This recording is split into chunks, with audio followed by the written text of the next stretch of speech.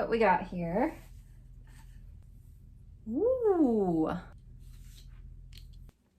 I was not ready for this. I already like it. Hi everyone, welcome back to Chiquel's YouTube channel. My name is Amanda and I'm here today to review this piece on my head. This is Bespoke by Belle Tress, and this is one that I have not really thought much about before. You know, you kind of scroll through the pictures of all of these stock images of the wigs, and for some reason this one just never really caught my eye. But here I am putting it on my head and my mind is changing, and first thoughts here are, I love it. I love it. Okay, I won't dilly-dally here. I'm just gonna jump right into the good stuff. So, Belle Tress's wigs are made with their really beautiful signature heat-friendly fiber. And they are probably one of my favorite heat-friendly fibers on the market. They are so incredibly soft. I wish I could just leap through the screen at you and let you feel it. Maybe in 20 years I can do that, but not now, of course. Anyways, take my word for it. They are so soft, they move so nicely. And I find they're not quite as, I guess, gummy feeling as a lot of other heat-friendly fibers might feel, which is really nice. This particular color I'm showing you today is called Tres Leches Blonde. I feel so sophisticated saying that. Tres Leches Blonde. I don't even know if I'm saying that right. I hope that's right. Anyways, this is a very, I find, neutral blonde. There is a mix of cool platinums in here, as well as some, I would say, honey tones. It's a nice milky neutral color. And then of course it has your medium brown root that's really nicely blended in to the rest of the colors. So there is some depth and some dimension to this piece. And it's just your lovely standard neutral blonde. One thing I am noticing about this piece is that it is kind of shedding a little bit. I've pulled out lots of fibers already, so hopefully this is something that doesn't last forever, fingers crossed. But yes, right off the get-go here, I am pulling out lots of fibers. One thing I'm also noticing about this cap, now that I've had it on for a few minutes, is that it doesn't fit as big as a lot of other Belle Tress caps do. Usually I find that Belle Tress fits on the more average large size in general, but this one in particular seems to be fitting a very true to average size. Just for reference, I measure 20.5 inches in circumference, 11.5 front to nape, 11.5 ear to ear. So technically I measure a petite size. However, that being said, I do wear a lot of average sizes, and I just don't mind if there's a little bit of bulk in the back. And this one has, for me, just a little bit of bulk. It's not a lot to sway me away from wanting to wear this. It's quite comfortable, to be honest with you. So I feel like this is a wig that could work for you if you are average size, if you're a petite average size, kind of like me, and you might even be able to stretch it out to an average large. I wouldn't say a large would fit this though. On Bespoke, we have a lace front. So here she is in all her glory. They've done this money piece at the front. So when I say money piece, I mean they bring the lighter pieces forward to frame your face. And what that does is it makes the knotting at the lace a little bit less detectable, because the knots on lighter fibers are blended a little bit more easily than knots on the darker fibers. So these lighter knots make it a little bit more natural, which is nice. Something I do find about Belle Tress wigs, though, whenever they have a temple-to-temple lace front, is that the transition from the lace into the rest of the wefts and the rest of the cap here can be a little bit abrupt. This one isn't horrible. I have seen wigs by Belle Tress that transition a lot more abruptly and are very, very noticeable, but this one is not too bad. When I pull some fibers down, you can't really tell. Bespoke also has a left monofilament part, so I'll give you a peek at that. I do find that Belle Tress in general tends to have a little bit more dense part lines. They're not horrible. I don't mind them at all, but I would want them to be a little bit less hair within the part line. So of course, with these monofilament parts, you can only part them within about an inch section here. The rest of the cap on top is wefted. So if I were to part it on this side here, you are going to get the look of wefts. You're not going to see illusion of growth from your scalp. So if you are someone who prefers parting on the right side or the center, then this probably isn't a wig for you. You'd probably want to go for one that has a full monofilament top where you can part it wherever you want. And I don't know why, but pretty much every single wig that I see that has a monofilament part, it's always on the left. I don't know if I've ever seen a right monofilament part. Let me know in the comments if you have, because I don't think I have. I've seen center parts, but I've never seen a right part. So weird. So this wig has a lot of different layers going on. The sides here run anywhere between 8 inches to 14 inches. The back goes anywhere between 13 inches to 21 inches. And then at the nape, it's about 13 to 13 and a half inches long here. Let me give you a better look. Let me turn around so you can get a better look at the wig.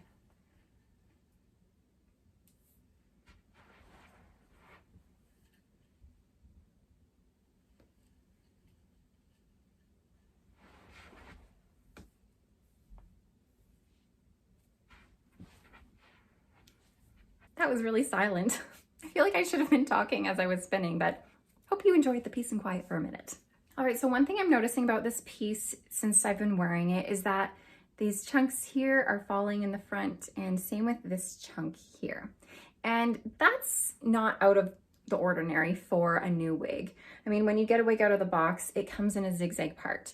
And when you remove that zigzag part and make a straight part line, you need to train the fibers to go in the way you want them. So this used to be on this side of the zigzag part, and I'm pretty sure these ones used to be on that side. So now that I've reversed them, they're like, take me back home, take me back to my original part.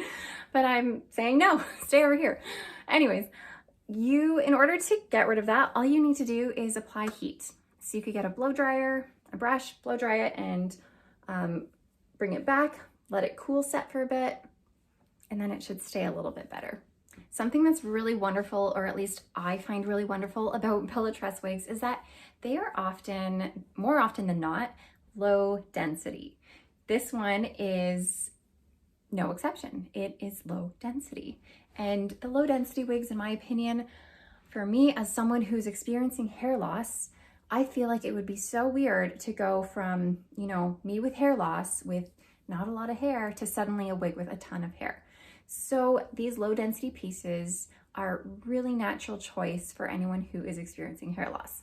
So there's low density, and Belle Tress doesn't use a lot of permatease either. This wig, I detect, there's like a little bit of permatease right here at the wefting. But like when I say a little bit, I mean like a little bit. It's not, I wouldn't say the permatease is here to add lift and volume. Often the wig companies put in permatease just to help disguise the wefting a bit. So if the wind blew or something, the permatease is there to help make it a little bit more full at the wefts. All right, let me take this off so we can take a look at the inside of the cap now. So like I said, there is that temple to temple lace front, and that just goes straight into your monofilament left part. So this area here is where you can play around with any parting you'd like. It's not a very big section, but you could still play around a bit. The rest of the top is a wefted top. So it's closed wefted, and that means the hair is just machine sewn onto the top here. Nothing too fancy. The rest of the cap is your standard open wefted cap. Great thing about open wefted caps is that they are really stretchy, so they can accommodate a couple different sizes. And they're really great for ventilation. So they're a little bit more breathable than your hand-tied cap. We also have velvet ear tabs, which are really comfortable. And inside the velvet ear tabs are your metal stays. And the metal stays are there to help keep the wig flush against your face so that it's not flopping around. And then we have an extended nape. made of velvet, which again, really comfortable, nice luxurious feel. And the adjusters are some bra strap-like adjusters. I think we covered all of the cap there.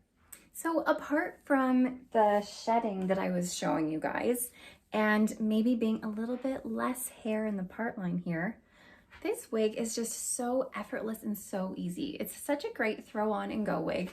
This is one I find that you can throw it on with, you know, a pair of jeans and a t-shirt, and you're not gonna look too done up.